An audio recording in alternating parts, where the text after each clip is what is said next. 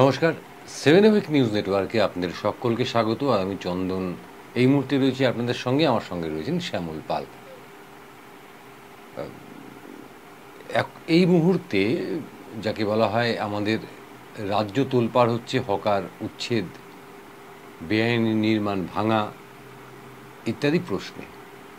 সমস্যা অনেক আছে, কিন্তু হকার সমস্যা, বেআইনিভাবে সরকারি জমি দখল করার সমস্যা, এটাও কিন্তু আমাদের কাছে একটা জ্বলন্ত সমস্যা হিসেবে দীর্ঘদিন ধরেই চিহ্নিত হয়ে আসছিল।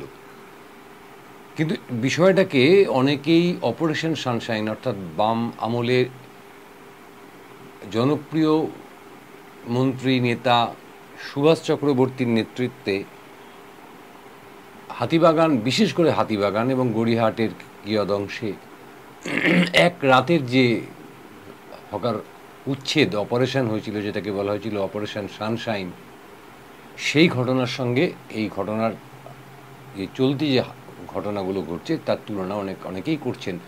আমার মনে হয় এই তুলনাটা টানা ঠিক নয়। কারণ আমাদের মতন রাজ্যে, অর্থাৎ যে রাজ্যগুলোতে সাধারণভাবে যারা বিধানসভা নির্বাচনে জয়লাভ করেন, পৌরসভা এবং পঞ্চায়েতগুলো তারা কার্যত গায়ের জোরেই দখল করে নেন। আমি কাউকে আলাদা করে কোনো রাজনৈতিক দলের কথা বলছি না। আমি যখন যারা সরকারে থাকেন, কার্যত তারা গায়ের জোরেই দখল করে নেন। দু একটি ব্যতিক্রম থাকতে পারে, সেটা বাম আমলেও ছিল, এই আমলেও আছে, এই আমলে আরও কম আছে। এখন এই যে হকার, বিপুল পরিমাণে হকার, বাম আমলে কম ছিল, জনস্ফীতির ফলে এই আমলে আরও বেড়েছে, অর্থাৎ লোক সংখ্যা বেড়েছে, কলকারখানা হয়নি, যেটা বাস্তবতা, যার ফলে হকারের সংখ্যাটাও বেড়েছে। অপারেশন সানশাইন যখন সুভাষ চক্রবর্তী করছেন, তখন কিন্তু তিনি একটা দীর্ঘ প্রক্রিয়ার মধ্য দিয়ে, অর্থাৎ স্থানীয় স্তরের তার যে দল, সরকার এবং দল অবশ্যই এক জিনিস নয়। বামফ্রন্টের বিভিন্ন যে দলগুলো রয়েছে, যেমন সিপিআইএম রয়েছে, সিপিআই রয়েছে, ফরওয়ার্ড ব্লক রয়েছে, আরএসপি রয়েছে, একসময় সমাজবাদী পার্টি ছিল, বা আরও ছোটোখাটো দু একটি দল রয়েছে। সেই দলগুলো, তাদের অস্তিত্ব আলাদা ছিল, আর বামফ্রন্ট সরকারের অস্তিত্ব আলাদা ছিল। এখন তৃণমূল কংগ্রেস একক সংখ্যাগরিষ্ঠ সরকার চালাচ্ছে মমতা বন্দ্যোপাধ্যায়ের নেতৃত্বে, মমতা বন্দ্যোপাধ্যায়ের দলের নেতা।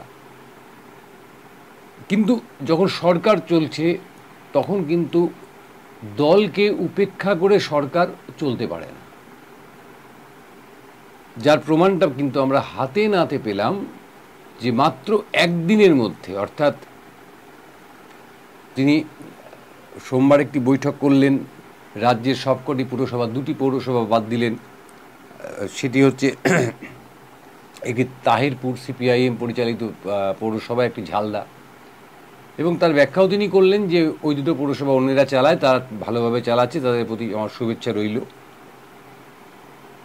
এই যে তার দল নিরঙ্কুশভাবে এ রাজ্যে সমস্ত ক্ষমতার অধিকারী, এই মুহূর্তে সরকার এবং দল মিলেমিশে এক হয়ে গেছে। এইবার উনি যে সিদ্ধান্তটা নিচ্ছেন, সেটা অবশ্যই সাধারণ মানুষের পক্ষে যাওয়ারই কথা। একটা দীর্ঘ বিরোধী রাজনীতি করে 2011 সালে একটা অকল্পনীয় লড়াই সংগ্রামের মধ্য দিয়ে এ রাজ্যে পরিবর্তন আমরা দেখেছিলাম। কিন্তু 15 বছরের মধ্যেই দৃষ্টিভঙ্গিটা মানুষের অনেকটা বদলে গেল। তৃণমূল কংগ্রেসের প্রতি, বা তৃণমূল সরকারের প্রতি, তৃণমূল দলের প্রতি মানুষের মনোভাব বেশ খানিকটা বদল হলো। এইবার যে সমস্ত পৌরসভা, অর্থাৎ 2টি মাত্র পৌরসভা, রাজ্যের মোট পৌরসভা রয়েছে 121টি, এবং তারপরে কর্পোরেশন রয়েছে বেশ কয়েকটি। 121টির মধ্যে 2টি বাদ দিন, বাদবাকি 119টি পৌরসভা এবং বাকি কর্পোরেশনগুলো, যেখানে কর্পোরেশন নির্বাচন হয়নি, যেমন ধরুন হাওড়ায় হয়নি, আসানসোলে হয়নি, এরকম বেশ কয়েকটা জায়গায় হয়নি, বালিতে পৌরসভা নির্বাচন হয়নি, যেখানে যেখানে পৌরসভা নির্বাচন হয়নি সেখানকার প্রশাসক অর্থাৎ এসডিওরা উপস্থিত ছিলেন। তাদের নিয়ে করা সভায় তিনি যে হুঙ্কার দিলেন, তিনি যে কথাগুলো বললেন, সেগুলো কিন্তু সাধারণ মানুষ তাদের বাস্তব অভিজ্ঞতার সঙ্গে মিলিয়ে নিল, অর্থাৎ ঠিক বলছেন মুখ্যমন্ত্রী। কিন্তু যখন কাজটা শুরু করলো, অর্থাৎ পুলিশ কাজ শুরু করলো, তখনই কিন্তু দেখা গেল যে না, হিতে বিপরীত হচ্ছে। অর্থাৎ হোমওয়ার্কের যে ব্যাপারটা থাকে, হোমওয়ার্ক, সেই হোমওয়ার্কটা না করেই মুখ্যমন্ত্রী কিন্তু তার সিদ্ধান্তের কথা জানিয়ে দিলেন, অর্থাৎ রেজাল্ট আউট হয়ে গেল। আমি হোমওয়ার্ক করলাম না, রেজাল্ট বের করে দিলাম। সেই রেজাল্টে আমার দলের সবাই ফেল। তাই তো বলেছেন মুখ্যমন্ত্রী কার্যত। পৌরসভা ধরে ধরে বলেছেন, নেতা ধরে ধরে বলেছেন, মন্ত্রী ধরে ধরে বলেছেন, পুলিশকে বলেছেন। কিন্তু এই ঘটনাটাই যদি তিনি দলের অভ্যন্তরে এই সমস্ত নেতা মন্ত্রী যাদেরকে উনি বিশ্বাস করেন, যাদেরকে উনি ভরসা করেন, যারা বিভিন্ন দায়িত্বে রয়েছে দলের মধ্যে বা প্রশাসনিক স্তরে, তাদেরকে নিয়ে বৈঠক করতেন এবং তারপরে এই সিদ্ধান্তটার কথা জানাতেন, তাহলে কিন্তু ওনাকে এক পা এগিয়ে দু পা পিছিয়ে আসতে হতো না। অর্থাৎ একদিনের মধ্যেই তাকে আবার আরেকটা সাংবাদিক সম্মেলন করে বলতে হতো না যে না, হকারদের 1 মাস সময় দেওয়া হলো, এর মধ্যে তাদেরকে সরে যেতে হবে। আবার একটা কমিটি করলেন, যে কমিটি হকারদের সমস্যা নিয়ে হকারদের সঙ্গে কথা বলবে, বিভিন্ন জায়গায় হকার জোন কোথায় কোথায় করা যায় সেই জায়গা খুঁজে বার করবেন। অর্থাৎ একটা দীর্ঘমেয়াদী পরিকল্পনার কথা তিনি ঘোষণা করে দিলেন, যেটাও সাধুবাদযোগ্য। অর্থাৎ এত মানুষ, রাজ্যে কর্মসংস্থান নেই, শুধু রাজ্যে নয় সারা বিশ্বে এই মুহূর্তে কর্মসংস্থানের অভাব। তাহলে মানুষগুলো যাবে কোথায়, মানুষগুলো খাবে কি, এই প্রশ্নটা স্বাভাবিকভাবেই পরশুদিন থেকে উঠে আসছিল আমাদের সামনে। আচমকা যখন রাস্তায় বুলডোজার নেমে গেল, আমরা দেখলাম যে সোমবার রাত থেকেই সল্টলেকের রাস্তায় বুলডোজার নামলো, মঙ্গলবার সারাদিন সারা কলকাতা কাঁপলো, বুধবার একই ছবি দেখতে পেলাম, এবং দুপুরের পর মুখ্যমন্ত্রীর যে আবার নতুন করে প্রেস মিট, সেই প্রেস মিটের পরে সেই দাপাদাপি খানিক কমলো। কিন্তু যেটা প্রশ্ন রয়ে গেল যে তাহলে এই ঘোষণাগুলো করলেন আমাদের চোখের সামনে, আমরা যেগুলো বলতে পারছিলাম না, আমরা যেগুলো বলতে পারি না সাধারণ মানুষ হিসেবে, সেই কথাগুলো উনি বললেন যে অমুকে তোলা তোলে, অমুকে এই করে, তমুকে তাই করে। সবটাই উনিও জানেন, সবটা মানুষও জানে। এমনটা ভাবলে ভুল হবে যে মানুষ কিচ্ছু জানে না। মানুষ অনেক কিছুই জানে, কিন্তু মানুষ বলতে পারেন না। আর মমতা ব্যানার্জির বিশেষত্বটাই হচ্ছে ওখানে যে মমতা ব্যানার্জি মানুষের কথাগুলো দুমদুম করে মুখের উপর মার্জনা করবেন, বলে দিতে পারেন। কিন্তু একজন প্রশাসনিক প্রধান হিসেবে মানুষের মনের কথা বুঝে সেটাকে কাজে ইমপ্লিমেন্ট করার সময় দাঁড়িয়ে অনেক কিছুকে মান্যতা দিতে হয়, যেটা উনি দিলেন না।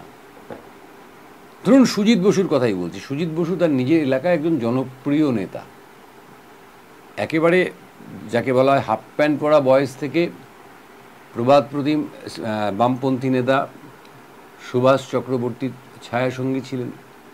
পরবর্তীতে তৃণমূল কংগ্রেসে যোগদান করে সেই অঞ্চলেই সুভাষ চক্রবর্তীর খুলে যাওয়া প্যান্টে তিনি পা গলান, এবং সেই একই রকমভাবে তিনি আজকে ওই অঞ্চলের একজন মসিহা। তাকে তিনি যেভাবে আক্রমণ করলেন, তৃণমূল কংগ্রেস দলে দ্বিতীয় কোনো অপশান নেই। আমাদের মাননীয় দমকল মন্ত্রী সুজিত বসু, তিনি সমস্ত কিছু চুপচাপ হজম করলেন। আসলে উনি লোকসভার ফল যে হয়েছে সেই ফলটাকে বিশ্লেষণ করতে গিয়েই ওনার বোধহয় মাথাটা গরম হয়ে গেছিল। কারণ এই লোকসভা নির্বাচন কার্যত গ্রামের মানুষ এবং মহিলারা সংখ্যালঘু সহ তৃণমূল কংগ্রেসকে অসম্ভব একটা ভালো ফল করার জায়গায় পৌঁছে দিয়েছে।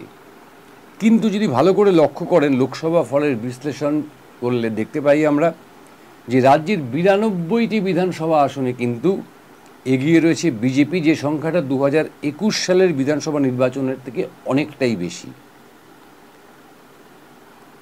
2026-এ বিধানসভা ভোটে তাকে যেতে হবে এবং এই 2026-এর বিধানসভা ভোটে যাওয়ার আগে তিনি আর কোনো নির্বাচন পাচ্ছেন না পরীক্ষা করে দেখার, যদি নাই যে সমস্ত পৌর নিগমগুলো, বালি পৌরসভা মানে কর্পোরেশন, কয়েকটা কর্পোরেশন এবং বালি পৌরসভার নির্বাচন তিনি করেন, তবে সেগুলো দিয়ে শহুরে মানুষ অর্থাৎ শহরে যে তৃণমূল কংগ্রেসের সার্বিক খারাপ ফলাফল হয়েছে সেটা বিচার করার সুযোগ উনি পাবেন, এমনটা কিন্তু ভাবার কোনো কারণ নেই। সারা রাজ্যে আমাদের 121টা পৌরসভা রয়েছে, যার মধ্যে উল্লেখযোগ্যভাবে 69টি পৌরাঞ্চলে তৃণমূল কংগ্রেস কিন্তু পিছিয়ে রয়েছে। এটা কিন্তু তার মাথায় ছিল এবং তার মাথায় থাকার জন্যই তিনি ওই ভাষায় সেদিন সবাইকে আক্রমণ করলেন। কিন্তু যখনই সেই তার কথাগুলো, অর্থাৎ তিনি যে কথাগুলি বলেছেন যথার্থ বলেছেন, সত্যি সত্যি এমনটাই হয়। সাধারণ মানুষের স্বাচ্ছন্দ্যের কথা যাদের ভাবার কথা, তারা নিজেদের স্বাচ্ছন্দ্যের কথাই বেশি ভাবেন, যেটা উনি বলেছেন, আমি বলছি না। তারা সাধারণ মানুষের কিসে সুবিধে হবে, কিসে অসুবিধে হবে, তার চাইতেও বেশি প্রাধান্য দেন নিজের কিসে সুবিধে হবে, নিজের কিসে অসুবিধে হবে ইত্যাদিতে, যার ফলে আসনের নিরিখে তৃণমূল কংগ্রেসের আসন বাড়লেও ভোটের নিরিখে কিন্তু তৃণমূল কংগ্রেসের ভোট অনেকটাই কমেছে। সামনেই 2026-এর নির্বাচন, সুতরাং এবার একটা বাদ দিতে হবে, যেটা কিন্তু অভিষেক বন্দ্যোপাধ্যায় সাময়িক বিরতিতে গেছেন রাজনীতির থেকে, তিনিও কিন্তু এই যে ফলাফলে অখুশি এবং শহুরে তৃণমূলের যে ফলাফল, সেই ফলাফলেও অভিষেক বন্দ্যোপাধ্যায় নিশ্চিত যে একটা কঠিন পদক্ষেপ না নিলে এই ফলাফলটা কিন্তু 2026-এর রেজাল্টকে প্রভাবিত করতে পারে। অভিষেক ইঙ্গিতে বুঝিয়েছেন তিনি চান কাজ করতে না চাওয়া জনপ্রতিনিধি, আমলা, এমনকি মন্ত্রীদেরও সরিয়ে দেওয়ার বার্তা দেওয়া হোক, যেটা মমতা ব্যানার্জি সরাসরি সেদিন দিয়েছিলেন। এইখানেই আমি বলছি যে এই বার্তাটা আগে দলের মধ্যে আলোচনা করে তারপরে সরকারি স্তরে এই বার্তাটা দেওয়া উচিত ছিল। সেই না দেওয়ার ফলাফলটা কি হয়েছে, দলের সঙ্গে আলোচনা না করে বার্তাটা সরাসরি দিয়ে দেওয়া, একদম খুল্লা লাইভ স্ট্রিমিং করে, প্রেস ডেকে লাইভ স্ট্রিমিং করে দেওয়ার ফলাফলটা কি হয়েছে, কাজটা কিন্তু মাঝপথে আটকে গেল, অর্থাৎ 1 মাস পিছিয়ে গেল বা হয়তো আর হবেই না। যেমন ধরুন এখন আমরা আপনাদেরকে যে ছবি দেখাচ্ছি সেটা ছিল হচ্ছে ওনার প্রশাসনিক বৈঠকের আগের সোদপুরের ছবি। সোদপুরের যে বিটি রোড, সেই বিটি রোড অত্যন্ত গুরুত্বপূর্ণ একটি রাস্তা, 2 নম্বর রাজ্য সড়ক, এবং সোদপুর ট্রাফিক মোড় সাংঘাতিক একটা গুরুত্বপূর্ণ মোড়। শুধুমাত্র বিটি রোডের নয়, শুধুমাত্র উত্তর 24 পরগনার নয়, রাজ্যের ক্ষেত্রে একটা অত্যন্ত গুরুত্বপূর্ণ মোড়, একথা আমরা আগেই জানিয়েছি। সেই মোড়ের দুদিকের কি অবস্থা তার ছবি আমরা ইতিমধ্যে আপনাদেরকে আমরা বারংবার দেখিয়েছি, এখনও দেখাচ্ছি। দেখুন এখানে সেদিনের ছবি যা ছিল, যেটা আপনারা দেখেছেন, দেখে আমাদেরকে বাহবা দিয়েছেন, আমরা ভেবেছিলাম এর বিরুদ্ধে কোনো ব্যবস্থা গ্রহণ করা হবে, কিন্তু কিচ্ছু হয়নি।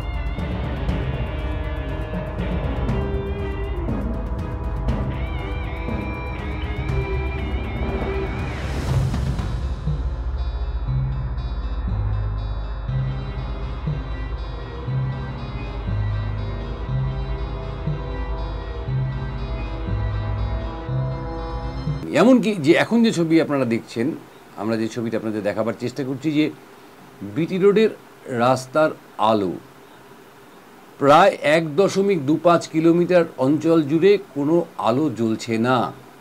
সেদিন আমরা আপনাদের কোনো কারণ জানাতে পারিনি যে কেন জ্বলছে না। আমরা শুধু জানতাম এটুকুই যে এখানে একটা উদাসীনতা রয়েছে, কিন্তু কার উদাসীনতা? পরবর্তীতে আরও গভীরে গিয়ে আমরা জানতে পারি যে পৌরসভা, পানিহাটি পৌরসভা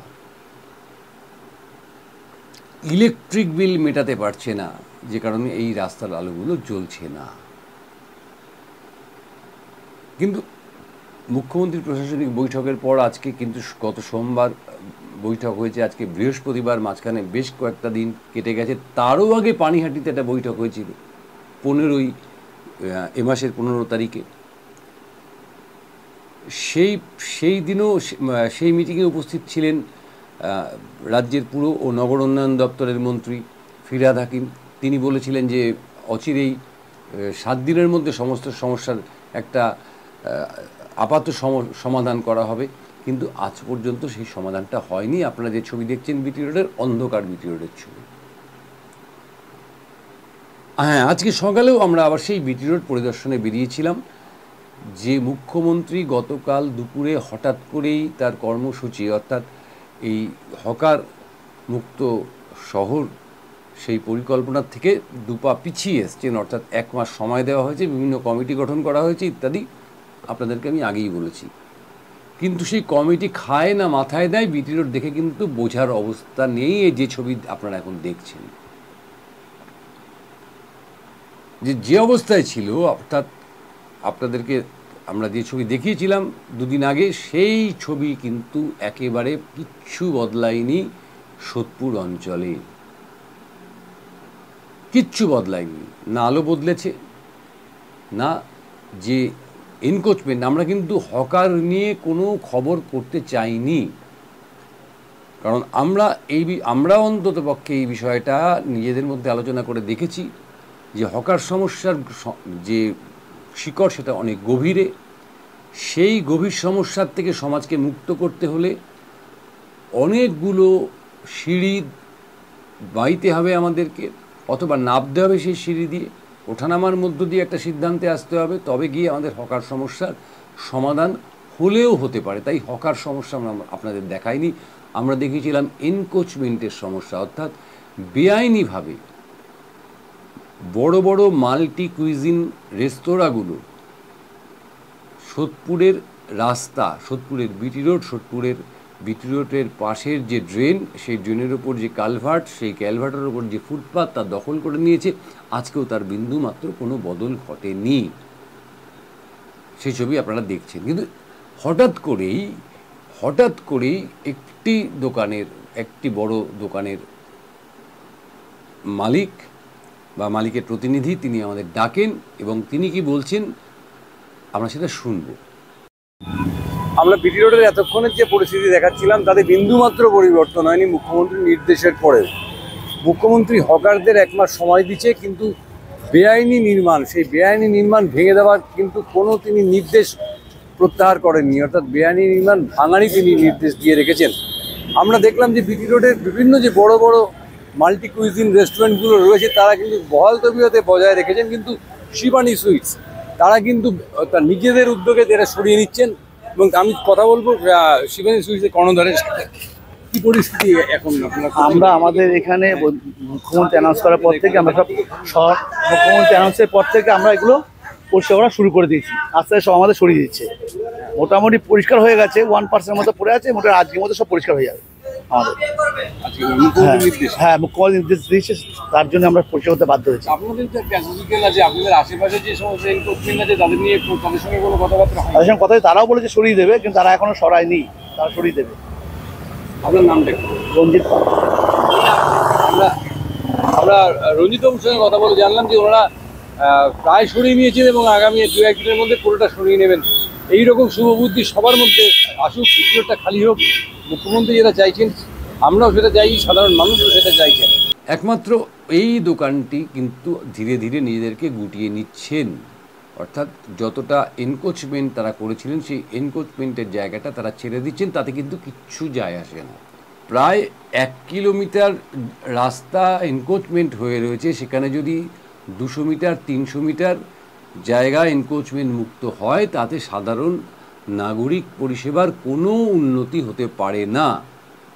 আর সব শেষে আমার যেটা বলার সেটা হচ্ছে যে এই যে এনক্রোচমেন্ট দেখছেন, এই এনক্রোচমেন্ট কিন্তু যে বর্ষাকাল ইতিমধ্যে এসে যাওয়া উচিত ছিল আসেনি, যে কারণে স্টুডিওতে বসে দরদর করে ঘামতে হচ্ছে আমাকে। সেই এনক্রোচমেন্ট যদি থেকে যায় তাহলে তার তলায় যে ড্রেন রয়েছে, যে মূল নিকাশি নালা রয়েছে, যে যার সঙ্গে বাগজোলা খালের সংযোগ রয়েছে, এবং যে বাগজোলা খাল থেকে আমাদের এই সোদপুর, পানিহাটি, আগরপাড়ার বিস্তীর্ণ অঞ্চলের যে নিকাশির জল, সেই জল বাগজোলা খালে গিয়ে পড়ে, সেই ড্রেন যদি পরিষ্কার করার ব্যবস্থা না হয় তাহলে কিন্তু আগামী 2-1 দিনের মধ্যেই যদি বৃষ্টি এসে পড়ে তাহলে পানিহাটিতে আমাদেরকে হাবুডুবু খেতে হবে। আমরা পানিহাটিতে হাবুডুবু খেয়ে অভ্যস্ত, কিন্তু এগিয়ে যাওয়ার স্বপ্ন নিয়ে যে পরিবর্তন 2011 সালে এসেছিল, তারপরে আমরা হাবুডুবু খাওয়াটা একটু কম হবে সেটা আশা করেছিলাম। আরও আমাদের আশা বাড়িয়েছিল যখন এরকম আধুনিক ড্রেন হলো বিটি রোডের ওপর থেকে, কিন্তু সবটাই মাটি করে দিল এই এনক্রোচমেন্ট। এবং সেই এনক্রোচমেন্ট শুধুমাত্র হকাররা করেছে এমনটা ভাবলে হবে না। এই এনক্রোচমেন্ট করেছেন মূলত বড় বড় ব্যবসায়ীরা। তাদের বিরুদ্ধে ব্যবস্থা নেওয়ার ক্ষমতা আদৌ কারো আছে? এই প্রশ্নটা আমাদের প্রতিবেদনে বারবার উঠে এসছে দর্শকদের তরফ থেকে, অর্থাৎ যারা আমাদের প্রতিবেদনগুলো দেখেছেন তারা তার তলায় কমেন্ট করেছেন যে আপনাদের কি ক্ষমতা হবে? আমরা আশা করেছিলাম হবে, কারণ আমাদের খবর প্রকাশের পরেই মুখ্যমন্ত্রীর সেই সভা, এবং মুখ্যমন্ত্রীর সেই সভা আমাদেরকে আশা জাগিয়েছিল। আমরা ভেবেছিলাম, এবং আমাদের খবর প্রকাশের 15 থেকে 20 মিনিট না, তার একটু বেশি সময়, ধরুন 1 ঘন্টার মধ্যে আমরা দেখেছিলাম সোদপুরে মাইক নিয়ে পুলিশ নেমে পড়েছিল যে সমস্ত এনক্রোচমেন্ট খালি করতে হবে, সমস্ত বেআইনি নির্মাণ ভাঙতে হবে, তা না হলে আমরা ভেঙে দেবো। কিন্তু তারপরেও 2 দিন কেটে গেল, সোদপুর আছে, সোদপুরেই এনক্রোচমেন্ট আছে, এনক্রোচমেন্টের জায়গায় শুধু একটি জায়গায় আমরা সদর্থক একটা ছবি দেখতে পেলাম, মাত্র একটি জায়গায় সদর্থক ছবি, কিন্তু সমগ্র সোদপুরের, সমগ্র বাংলার বা সমগ্র পানিহাটির চরিত্র বদলে দিতে পারে না। সুতরাং পরিশেষে একটা কথাই বলি যে 2026-এর নির্বাচন হবে, 2026-এর পরে 6-5-11 অর্থাৎ 31 সালে আবার নির্বাচন হবে, 31-এর পরে 36-এ আবার নির্বাচন হবে, নির্বাচন আসবে, নির্বাচন যাবে, লোকসভা নির্বাচন আসবে, পৌরসভা নির্বাচন আসবে, পঞ্চায়েত নির্বাচন আসবে, বিধানসভা নির্বাচন আসবে। কিন্তু সাধারণ ভোটারেরা অর্থাৎ সাধারণ মানুষেরা কি এই অন্ধকারেই থাকবে? প্রাণ হাতে করে রাস্তা দিয়েই হাঁটবে? ভেবে দেখবেন সরকার বাহাদুর। সবাই খুব ভালো থাকবেন। আর কমেন্টে অনেকে লিখছেন যে আমরা এই প্রতিবেদন যেগুলো আপনারা দেখেছেন যে সোদপুরের রাস্তাঘাট নিয়ে করেছি, সেগুলো নাকি আমরা ব্ল্যাকমেল করার জন্য করেছি, অর্থাৎ ওই সমস্ত বড় বড় দোকানপাটগুলোকে দেখিয়েছি তো আমরা, বড় বড় কোম্পানির দোকানপাট, যে তাদেরকে ব্ল্যাকমেলিং করার জন্য যে আমাদেরকে কিছু টাকা পয়সা দাও, আমরা তোমাদের এই ছবিগুলো উইথড্র করে নেব। তা আমরা সেই বান্দা নই, এখনো পর্যন্ত কোনো বিজ্ঞাপনই চালাই না, তো ব্ল্যাকমেল করে টাকা নেওয়া বা টাকা তোলা ইত্যাদি আমাদের স্বপ্নের অতীত, কল্পনার অতীত। সুতরাং ওইসব আজে বাজে কথা লিখে আমাদেরকে হতোদ্যম করতে পারবেন না। আমরা লাগাতার এই এপিসোডগুলো চালিয়ে যাব, শুধুমাত্র আপনাদের সমর্থন যদি আমাদের সঙ্গে থাকে। আর আপনাদের সমর্থনটা কিভাবে আমরা পেতে পারি না, আপনারা যদি আমাদের চ্যানেলটিকে সাবস্ক্রাইব করে আমাদের চ্যানেলটির যে ব্যাপ্তি সেটাকে আরও বাড়িয়ে দেন এবং কমেন্ট করেন। কমেন্ট থেকে আমরা কিন্তু আমাদের ভুল শুধরে নিতে পারি। সুতরাং এই আবেদন রেখে, চ্যানেলটিকে সাবস্ক্রাইব করবার আবেদন রেখে, কমেন্ট করার আবেদন রেখে আজকের পর্ব শেষ করছি। সবাই খুব ভালো থাকবেন। জয় হিন্দ।